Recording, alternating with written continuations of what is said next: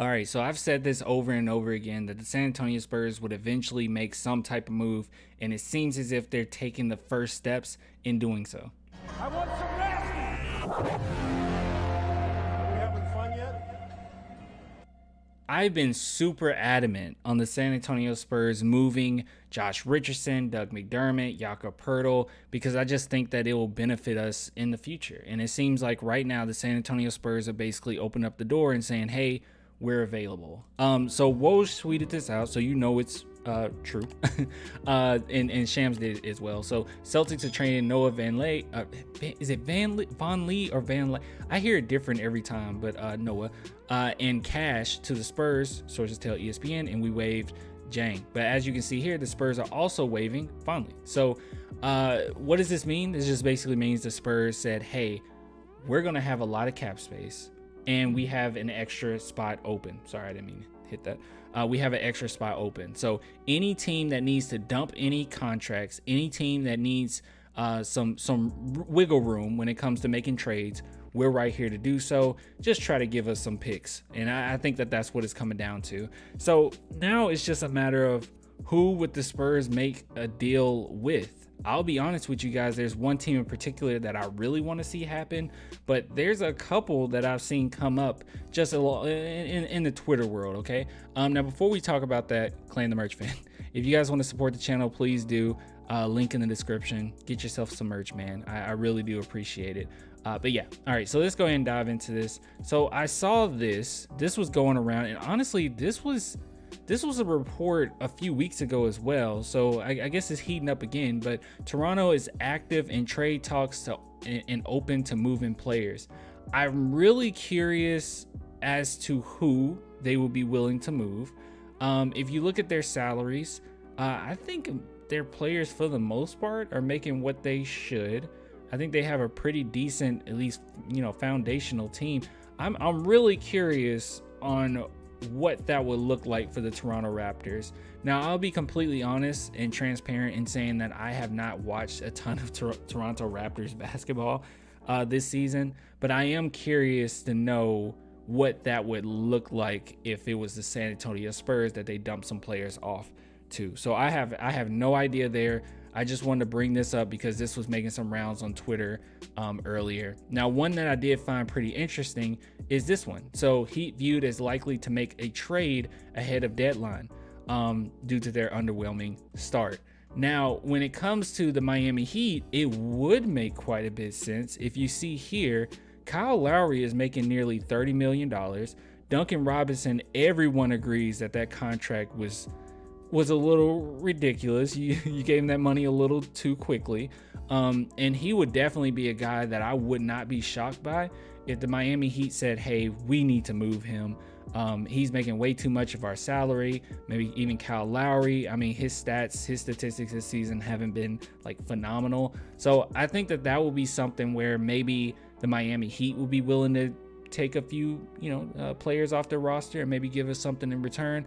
But the one that I've talked about over and over again that I really want to happen is making a deal with the Warriors, because I think that the Warriors have some really good pieces, because they're kind of in that really weird middle ground where they were trying their best to remain the dynasty that they are, but also try to rebuild while winning. And the Spurs have already shown it doesn't work. It rarely ever works. I don't even know if it has worked, trying to rebuild while you're in the middle of a dynasty. It's nearly impossible, okay?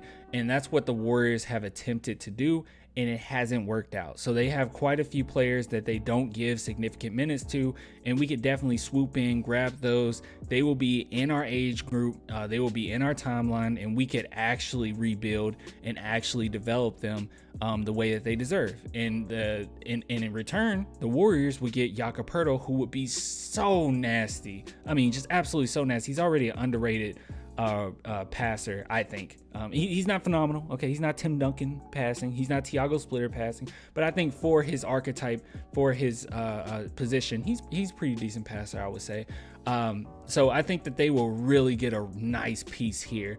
And now we haven't talked about this yet, but now with Devin Vassell I don't know how long he'll be gone.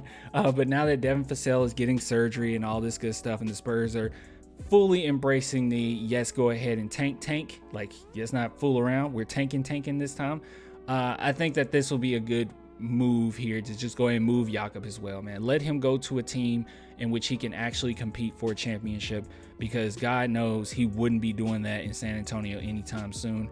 And they say here trading James Wiseman for Jakob Poeltl. It's been quite a few other articles as well. I just didn't bring them up. But look, all I'm trying to say is I think that this will be the ideal trade for me as far as where we move Jakob. Now, when it comes to Josh Richardson, this is something that has definitely bothered me, and I definitely want to at least put this out there. I mentioned it before. People did not like what I had to say, but your boy, Mr. A, John Cho Phillip, I don't know. I really like this guy. He always has like really good takes, and Clan vouches for him, so you know he's legit. But if you read here, I completely agree with this. This is what I've been saying all season long. It's so infuriating. So this was the other night, and he was saying, you know, during the game, not sure how I feel about Jay Rich taking all these shots in the entire scheme of things. Does it really do anything? No. Does it help progress? No. But it's fun to watch for the time. Trade value don't look too bad either. So when it comes to Josh Richardson, I completely agree with this. I think that the reason why the San Antonio Spurs are allowing him to shoot so often is because they're getting ready to move him. And with this recent move, I think that that's more evidence of that. But I am going to say this. It is infuriating, okay? I'm not going to lie to you. I'm getting so tired of seeing Josh Richardson take on a role where he has to try to save us, when really, in reality, it doesn't help anything. But maybe it does help as far as trade value, but it helps nothing as far as the development of our players, and I can't stand it. But look, I really like this take. I really like this move from the Spurs front office. So hopefully this pans out pretty nice and it works out how we hope it works out.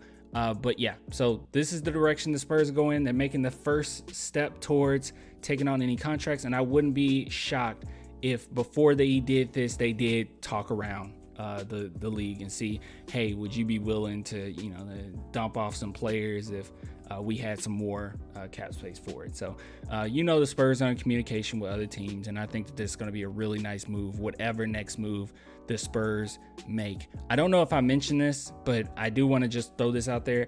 I'm pretty sure the Westbrook trade is off the table. I don't see that being a reality at this point, especially with him gelling better with the team. The Lakers are in a really tough spot, and I don't know if mixing a bunch of things up right now would necessarily help them. They are really trying to fight, and on top of it, they're just holding on for dear life until Anthony Davis come back.